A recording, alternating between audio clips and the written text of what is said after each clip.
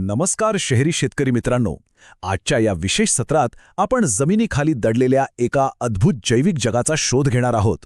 एक जीवशास्त्रज्ञ म्हणून माती आणि पिकांचं खरं पोषण कसं होतं हे मी आज तुम्हाला उलगडून सांगणार आहे.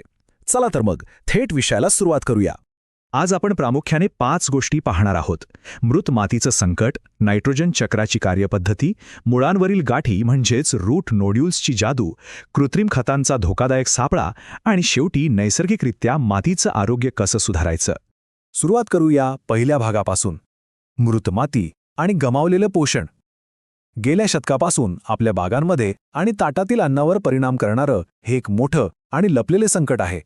तुम्ही कधी विचार केलाय का की आजकाल भाज्यांमधील पौष्टिक मूल्य इतक्या वेगाने का कमी होत चाललंय? याचं एक अगदी स्पष्ट कारण आहे. त्या अशा मातीत पिकवल्या जात आहे जिच्यात कसलाही जीव उरलेला नाहीये. खरं सांगायचं तर उच्च दर्जाच्या आणि पौष्टिक अन्नासाठी आपली माती स्वतः जिवंत आणि निरोगी असणं अत्यंत गरजेचं आहे. तर आता वळूया दुसऱ्या भागाकडे.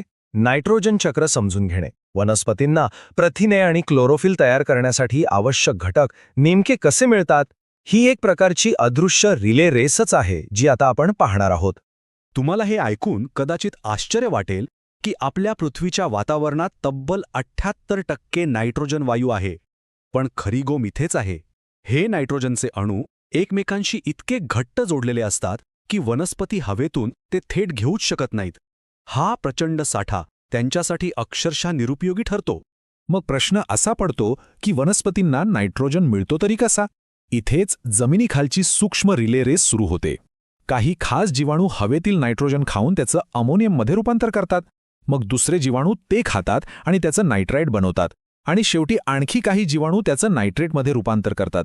हेच ते नायट्रेट जे वनस्पती अगदी सहजपणे शोषून घेऊ शकतात.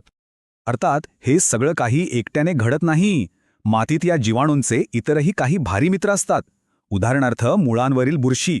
ही वनस्पतींच्या साखरेच्या बदल्यात त्यांना पोषक तत्वे आणून देते.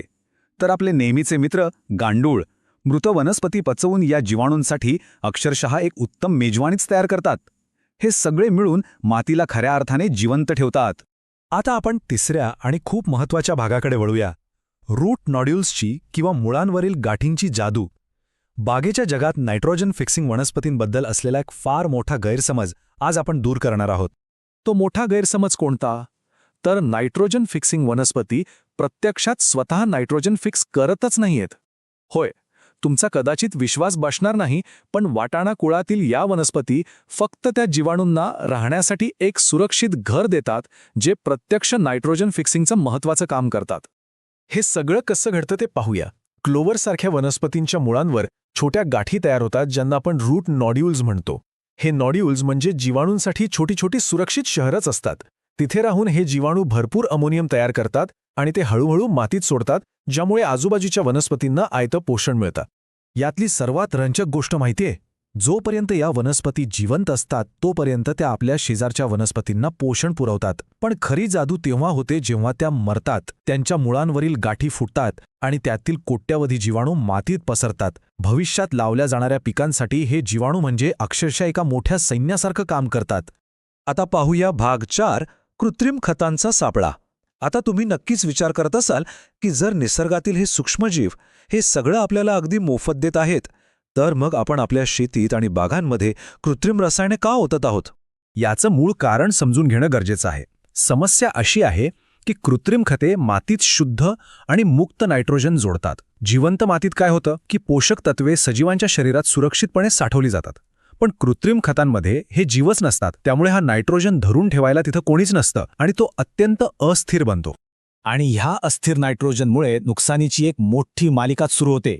पावसाच्या पाण्यासोबत तो वाहून नद्या प्रदूषित करतो, तसंच हवेत मिसळून घातक हरितगृह वायू तयार करतो. इतकंच नाही तर तो आपल्या बागेतल्या गांडुळांना त्रास देऊन त्यांना पळवून लावतो आणि मातीचा पीएच बदलून उपयुक्त बुरशी आणि जीवाणू आयमचे नष्ट करतो. थोडक्यात सांगायचं तर कृत्रिम खत मातीला अक्षरशः मारून टाकतं. एकदा का सजीवांची ही नैसर्गिक साखळी नष्ट झाली की मग सुरू होतं रासायनिक अवलंबित्वाचं एक अतिशय महागड दुष्टचक्र. नैसर्गिक सूक्ष्मजीव उरले नसल्यामुळे रोपांना जिवंत ठेवण्यासाठी उत्पादकांना आणि आपल्यासारख्या बागायतदारांना अधिकाधिक खर्चिक कृत्रिम खतांवरच विसंबून राहावं लागतं. पण काळजी नसावी. आता वळूया आपल्या शेवटच्या आणि सर्वात महत्त्वाच्या भागाकडे. नैसर्गिकरित्या मातीचे आरोग्य सुधारणे. सुदैवाने हे विषारी खतांचं चक्र तोडून आपण आपली माती नैसर्गिकरित्या पुन्हा जिवंत करू शकतो. या मृत मातीत पुन्हा जिवंतपणा आणण्याचा सर्वात सोपा आणि खात्रीलायक मार्ग म्हणजे वाटाणा कुळातील नायट्रोजन फिक्सर्सची लागवड करणे. मटार, बीन्स आणि क्लोवर ही यातील काही उत्तम आणि अगदी सोपी उदाहरणे आहेत. ही पिके मातीत जीवाणूंना पुन्हा एकदा मोठ्या प्रेमाने आमंत्रित करतात. तर अर्बन फार्मर्ससाठी ही आहे एक सोपी आणि व्यावहारिक कृती योजना. नायट्रोजनची जास्त भूक असणाऱ्या भाज्यांच्या अगदी शेजारी या फिक्सर वनस्पतींची आंतरपीक म्हणून लागवड करा. किंवा पुढच्या वर्षीसाठी तुमची माती पूर्णपणे सुपीक राहावी म्हणून क्लोवरसारखं कव्हर पीक लावा. आणि सर्वात महत्त्वाचं, मातीतील त्या इवल्याशा सूक्ष्मजीवांचं रक्षण करण्यासाठी कृत्रिम खतांचा वापर आजच थांबवा. तर मित्रांनो, आता आपल्या भविष्यातील पिकांचा विचार करताना आपण एका अत्यंत महत्त्वाच्या प्रश्नावर विचार केला पाहिजे.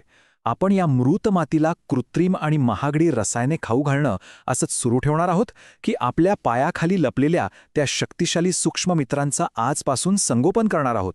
विचार नक्की करा. हे सत्र ऐकल्याबद्दल खूप खूप धन्यवाद.